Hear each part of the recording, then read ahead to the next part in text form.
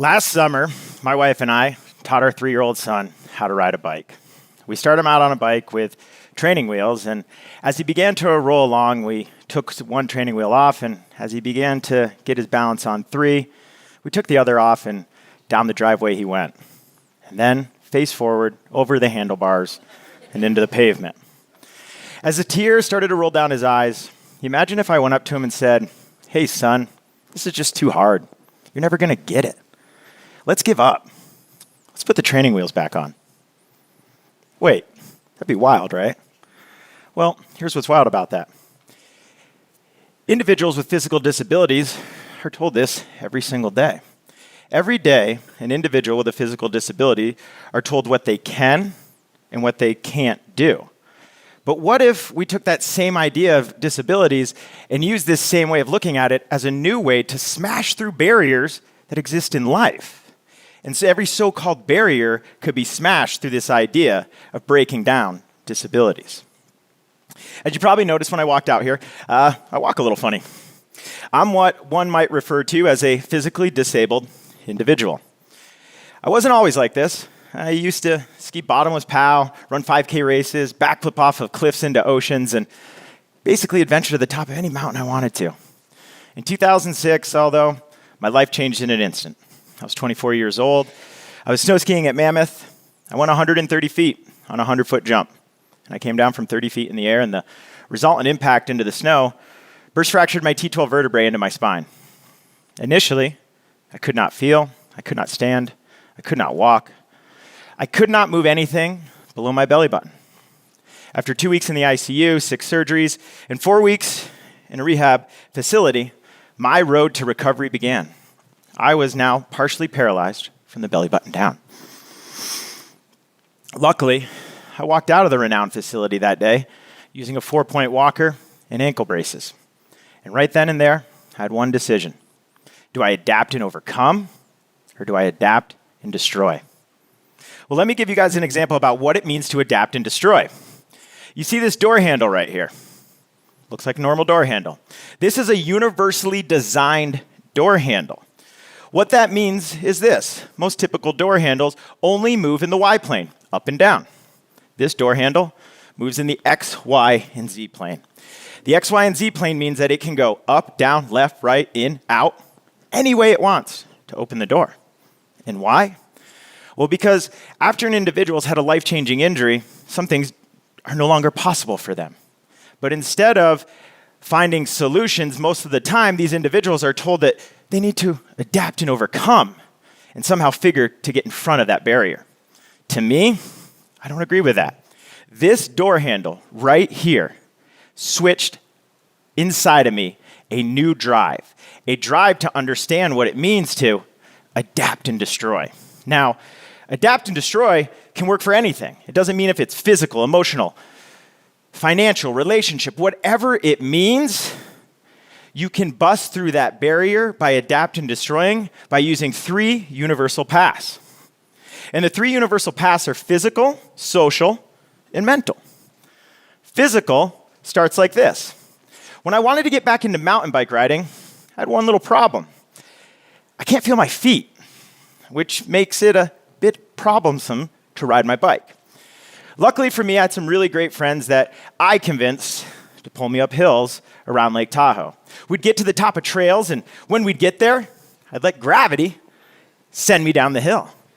Amazing. But the problem is, this is still adapt and overcome.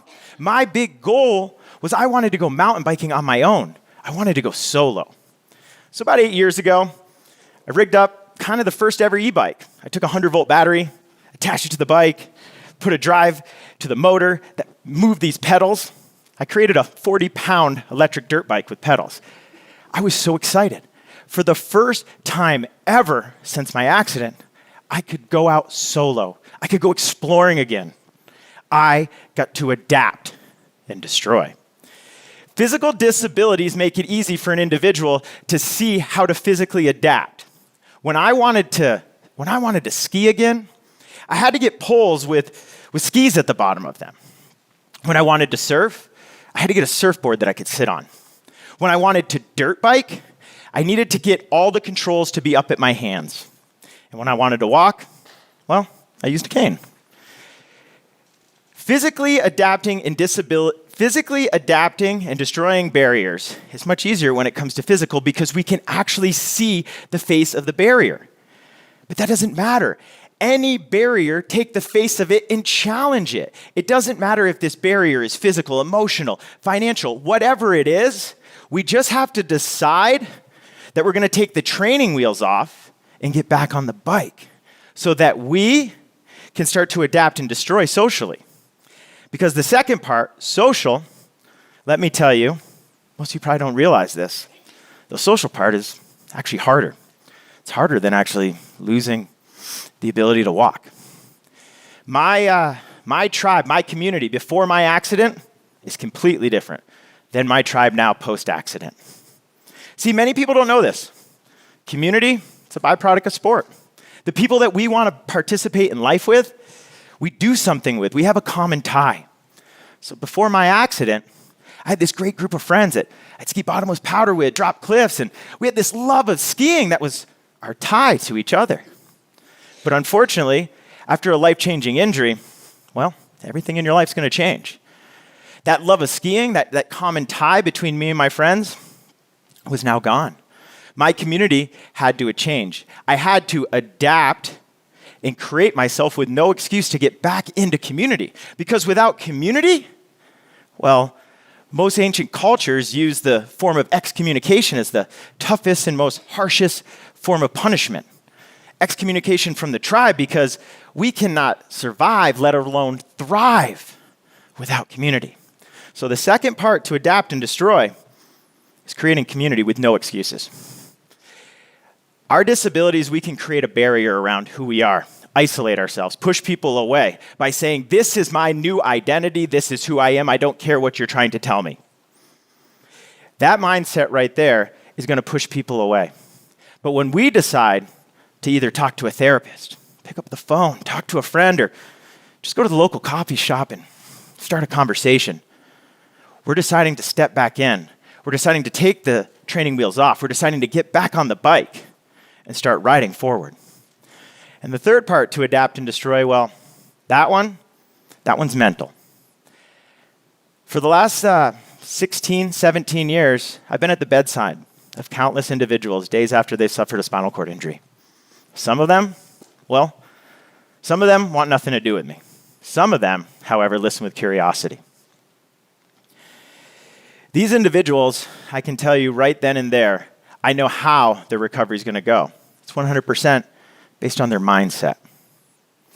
It's that moment when those individuals decide that there is no rewind button. And when they decide to stop trying to rewind, they can actually start moving forward. And will it be awesome? Well, that's up to them. I know it will be awesome.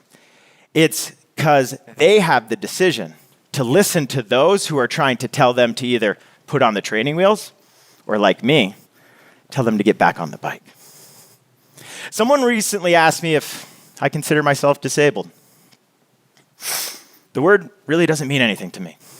I don't really align with the word disabled because to me, it means broken. And to many of you, I may look broken. My physical injury, however, is not who I am. My physical injury actually made me stronger because my mind and my heart have improved from my physical injury. If someone would have told me this physical injury would have opened up all these doors, I would have never believed them. Not in a million years. Before my injury, I never surfed. Not a once. Now, the community that I've created, we go to Maui every single year with a group of 50 people and surf the waves of Maui. Who'd have ever thought that? Since that snow ski accident, I started a nonprofit organization that's helped over 600 plus individuals with spinal cord injuries through the recovery process. We give the gift and the idea of hope back to these individuals through the form of sport, skiing, biking, surfing, whatever it may be. And why? Because almost everybody thinks that's off limits to them. But it's not. It's how we get them back into community and, more importantly, back into life. So I don't want any of you guys to pity me for feeling broken. My family, my friends, my community, The 100 of individuals that I've helped have all recognized this. It's my path. It's my path to creating awesomeness. And when you create awesome, you allow for those barriers to adapt and be destroyed, not just for yourself, but for others to experience awesome. And when you do that, you open up new doors, new possibilities, and new perspectives. When you adapt and overcome, it's like telling a little kid to put those training wheels back on the bike. But when you adapt and destroy, you get to smash through those barriers, regardless of what those barriers may be.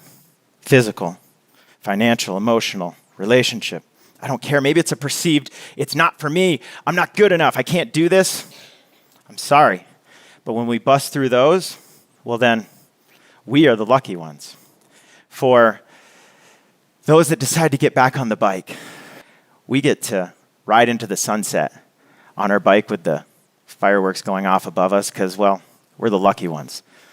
The ones that get to fall back in love with something they thought they lost.